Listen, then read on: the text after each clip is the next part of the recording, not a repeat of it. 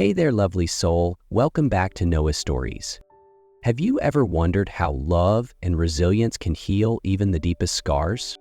Today, let's journey together to a little village where the golden fields whisper secrets of hope and where one girl's quiet strength will capture your heart forever. The morning sun gently bathed the little village of Valdoro in a golden glow, where warm, red-tiled roofs peeked out among endless fields of lavender. A winding dirt road, still touched by the lingering mist, curled through the village, while the early breeze carried the sweet scent of fresh grass. Birds chirped high in the ancient olive trees, weaving a soft, serene symphony through the air. Amidst that tranquil scene, Elina walked as if she were part of the earth itself. Her beauty made anyone who caught a glimpse of her stop and stare, as if pulled by an unseen magic. Her fair skin glowed under the soft sunlight, her cheeks flushed with a delicate pink like cherry blossoms, and her golden hair cascaded over her shoulders in silky waves. Her eyes, as blue as a summer lake, shimmered with a gentle, profound kindness. The villagers couldn't tear their eyes away whenever Elina passed by. Children scampered after her, waving gleefully as if trying to catch a ray of sunshine from the hem of her dress. The elder women smiled warmly, while the younger ones whispered, their gazes a mixture of admiration and envy. "She's too beautiful for such a life of poverty," they murmured. But Elina paid no mind. She lived quietly, loved gently, because she understood true beauty was never what the eyes could see, but what the heart could feel.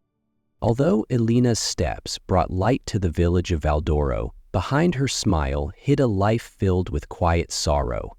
The stone cottage where she lived, tucked away at the end of the village path, seemed always wrapped in a cold, gray stillness, a sharp contrast to the warmth she carried within her.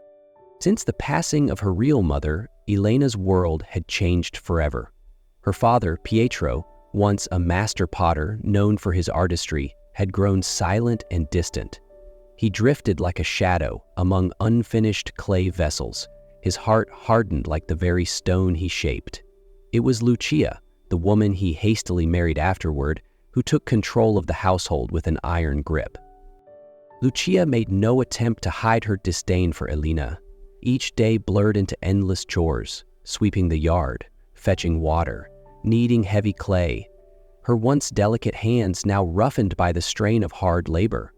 Lucia's sharp, biting words filled the small house, each syllable like a cold needle piercing the young girl's spirit. Yet, Elina never complained. She endured quietly, like a fragile flower rooting itself in barren soil. In the village, some pitied her, while others sneered at the irony of such beauty shackled by such misfortune. Elina bore it all in silence, holding tight to a slender thread of hope that one day, anything might change. During those quiet, heavy days, Marco was the single ray of light that slipped into Elina's life. They had grown up together, inseparable as children, running barefoot along the cobblestone paths, gathering wildflowers by the stream, and dreaming of distant adventures they never dared to chase. Marco had since become a skilled hunter, tall and broad-shouldered, with tousled brown hair and blue eyes that gleamed with quiet determination. He ventured deep into the forests to hunt and provide for his family, but every time he returned, he would set aside a portion of his catch for Elina, a plump rabbit, a bundle of fragrant herbs, or sometimes just a handful of wildflowers tied hastily together. When he handed her these offerings, Marco's gaze would linger just a moment longer than necessary, his eyes carrying a depth of feeling he never dared to speak aloud. "You need to eat well, Elina," he would murmur in his warm, steady voice. "You work too hard." Each time, Elina would accept with a gentle smile, a wave of warmth rising in her chest that she couldn't quite name. Though she never said it, deep down, Marco's presence was her only true haven. He was the one soul who made her believe that no matter how cruel the world became, there would always be someone silently, steadfastly loving her. But even as Elina found small warmth in her bond with Marco, a silent storm was gathering on the horizon. Lucia, with her cold gaze and heart heavy with envy, grew to despise Elena's very presence in the home she longed to control completely. Every admiring glance the villagers cast toward Elina felt like a dagger twisting in Lucia's pride. She couldn't bear that the girl, despite all her hardships, still shone brighter than anyone else. And so, on a chill night when the oil lamps flickered low, Lucia made up her mind. Elina had to be removed from her life. The sooner, the better. Her plan was cruel beyond words: to marry Elina off to old Tomas, an elderly carpenter who lived alone at the far edge of the village. With silver hair and a pronounced limp, Tomas had long been the subject of whispered jokes at the village market. Lucia knew that forcing Elina into marriage with him would trap her in a life of darkness from which she could never escape. One morning, Lucia summoned Elina, her voice as cold as ice. "Everything has been arranged. By the end of this week, you will be Tomas's wife." Elina froze, the blood draining from her face. She stammered, "No, please, mother, don't do this." But Lucia's eyes were full only of disdain. Pietro, her father, sat silently in the corner, avoiding his daughter's pleading gaze, too broken to stand against Lucia's wickedness. Elina's heart shattered into 1,000 pieces. She knew, this time, there would be no one to save her from the fate that awaited. The wedding day arrived faster than Elina could comprehend. The village of Valdoro, once bathed in light and hope through her eyes, now seemed cloaked in a somber gray. Even the lavender along the roads appeared to bow low, sharing an unspoken grief with the young bride. Elina sat silently by the small window, her vacant eyes following the restless winds sweeping across the lavender fields. From afar, the slow, uneven thud of a wooden cane striking the ground echoed, a sound that heralded the inevitable. Old Tomas appeared at the doorway, bulky in his worn brown coat. Deep lines carved his face, and his eyes bore a weariness tinged with sorrow. He said nothing, simply waiting. Behind Elena, Lucia stood, her gaze cold and steely, commanding with just a nod.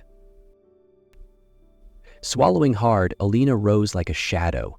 Her steps felt unbearably heavy as she moved toward Tomas, each stride breaking what little will she had left. Her father, Pietro, sat quietly in the corner, offering no words, no glances, as if he had surrendered to a world he could no longer fight. There were no farewells, no blessings. Elina left the house she had once called home with nothing but an aching emptiness. She followed Tomas down the deserted lanes, the heavy sky above them pressing lower with each step. Inside Elina, only one simple, despairing thought remained. Her life was no longer her own. Old Tomas's house stood alone at the edge of the village, where the wild winds carried the scent of untamed grasses. It was a small, humble cottage with weathered stone walls and a sagging tiled roof, worn thin by years of storms.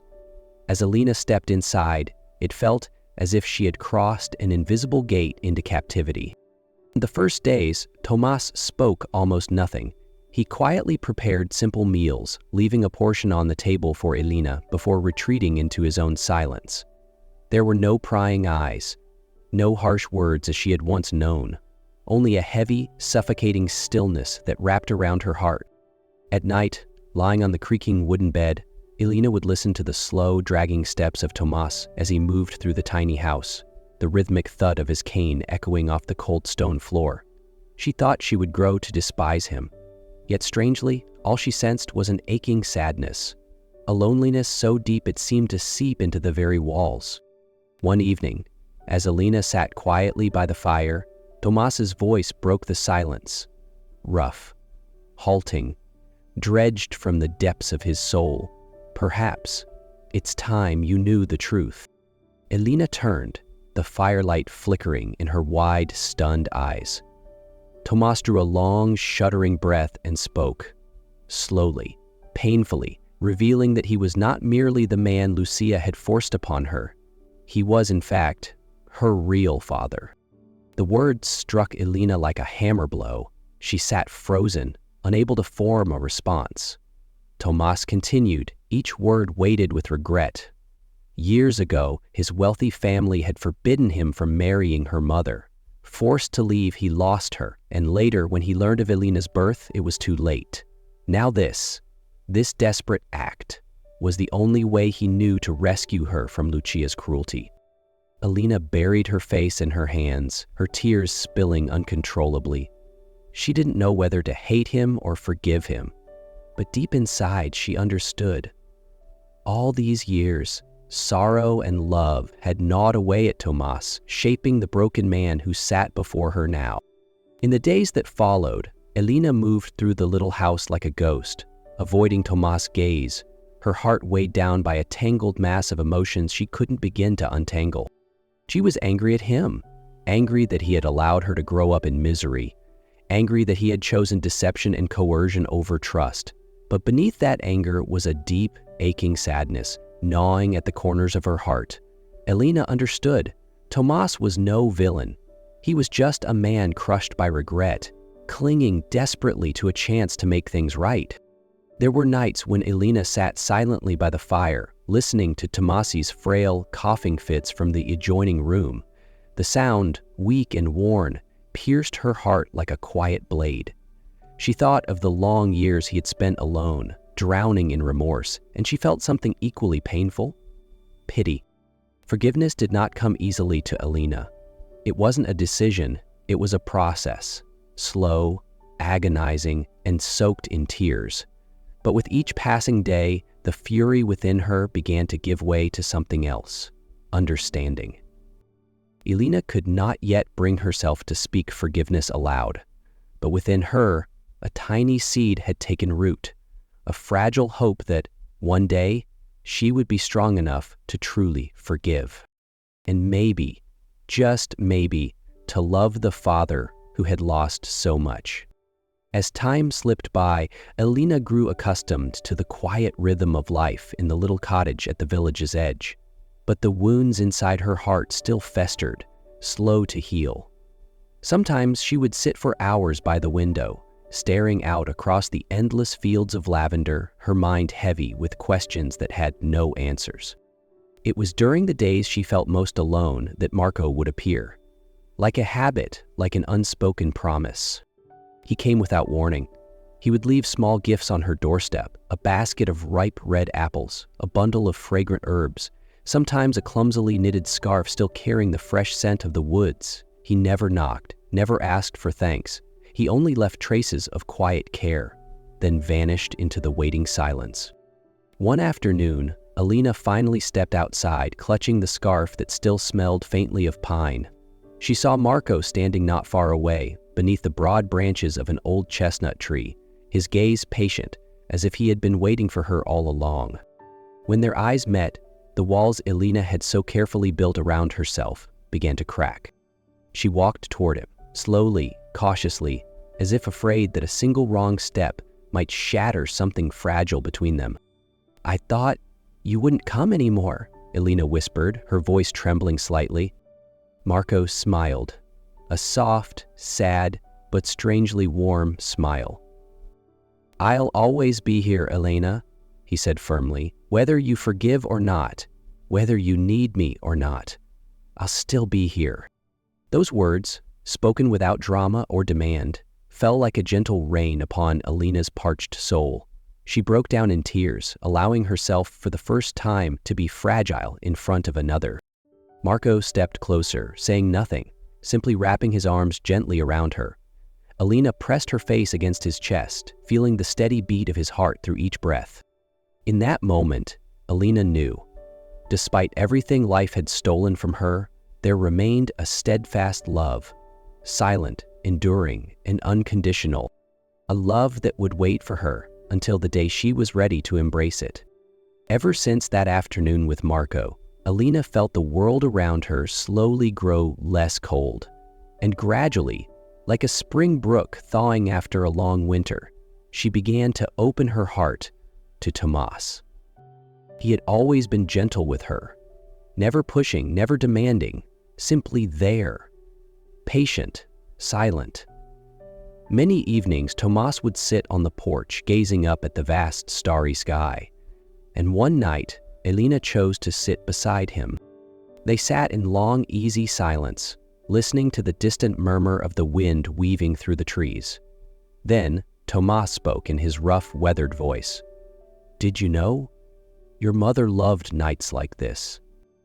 Elina smiled faintly, and for the first time, she didn't feel the old tightness gripping her heart when he spoke. A soft, distant warmth seeped into her chest. After a moment's hesitation, Elina whispered, almost afraid of her own words. "Father." One simple word, but it rocked Tomas to his core. He turned to her, his aged eyes shimmering with tears under the starlight. "I'm sorry," Tomas whispered, "and thank you for giving me a second chance." They sat, side by side, two wounded souls finding their way back to healing. After a while, Tomas's voice grew lighter, a rare flicker of mischief brightening his tone. "Speaking of Marco, I've noticed he's always hovering nearby." Elina flushed crimson. Tomas chuckled, a low, gravelly sound, and said, "You should invite him for dinner sometime. A man who waits so patiently deserves to stay by your side." Beneath the glittering canopy of stars, Elina smiled, a real, whole smile, and, in her heart, a new door creaked open, ready to be walked through. Just a few days after that starlit conversation, Marco arrived at Elina's little cottage, carrying a basket of fruit and a bundle of wildflowers. Elina invited him in, her heart pounding fiercely in her chest. Tomas, with a rare smile, welcomed Marco with warm eyes. That evening's meal was simple: toasted bread, hearty stew, and rich red wine. But the air was heavy with something far greater: forgiveness, acceptance, and true love. As the meal drew to a close, Tomas set down his glass and looked Marco straight in the eyes. "I want you to know the truth," Tomas said, his voice deep and steady. He shared everything: about Elina's past, about his regrets that had weighed him down for a lifetime. Marco listened, unwavering. When Tomas finished, Marco clasped Elina's hand tightly, turned to Tomas and said, voice firm, "I promise I will love and protect her for the rest of my life." That night, under a sky scattered with stars, Marco led Elina to the stream where they had once played as children. The water shimmered under the moonlight, singing a soft lullaby. Marco knelt down, pulling out a simple but beautifully crafted silver ring. "Elina," he said, his voice trembling with emotion, "you are the light of my life. Will you marry me?" Tears streamed down Elina's cheeks as she nodded, speechless with joy. Their wedding took place a few weeks later, grand and full of light. The entire village of Valdoro gathered under lavender arches, music and laughter filling the air. Elina walked down the aisle in a pure white gown, her hand in Marco's, the man who had loved her through every storm. When the ceremony ended, Tomas stepped forward and handed Elina a small silver key. "This is your new home," he said, pride shining in his eyes. And then, to the astonishment of everyone, Tomas revealed the truth. He was a millionaire, owner of vast lands and properties. But out of love and remorse for Elina's mother, he had chosen to live in humble solitude. "Now," Tomas said softly, "everything I own belongs to you both. Build a life filled with the happiness I once lost." Elina wept in Marco's arms, her heart overflowing with love and gratitude. Meanwhile, Lucia and Pietro watched from afar, their faces etched with late-coming regret, a price they would carry forever. Marco and Elina began their new life in a home filled with light and hope.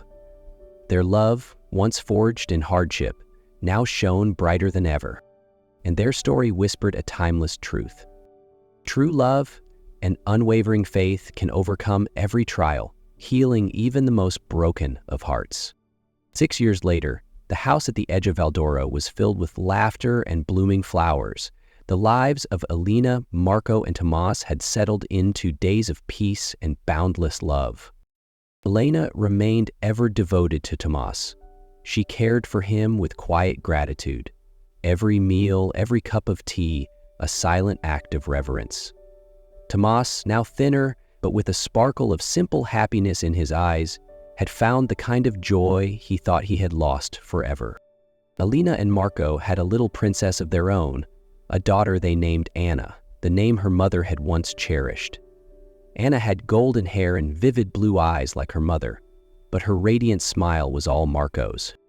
That afternoon, with golden sunlight spilling over the garden, Elina and Marco stood together on the porch.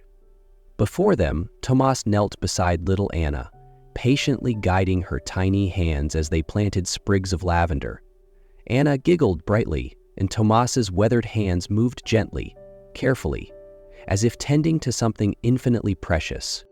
Elina leaned her head against Marco's shoulder. "We've come a long way," she whispered. Marco tightened his arms around her, his gaze reflecting a quiet, abiding joy.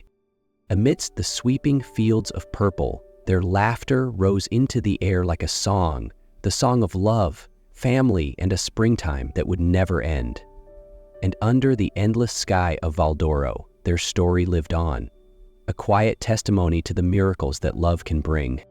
If this story touched your heart, don't forget to give it a thumbs up, share it with someone who needs a little hope today, and subscribe to Noah's Stories for more beautiful journeys. We'd love to hear your thoughts. Tell us in the comments what part of Elina's story resonated with you the most. Thank you so much for being here, lovely soul. See you again in our next story. Until then, stay kind, stay hopeful, and keep dreaming.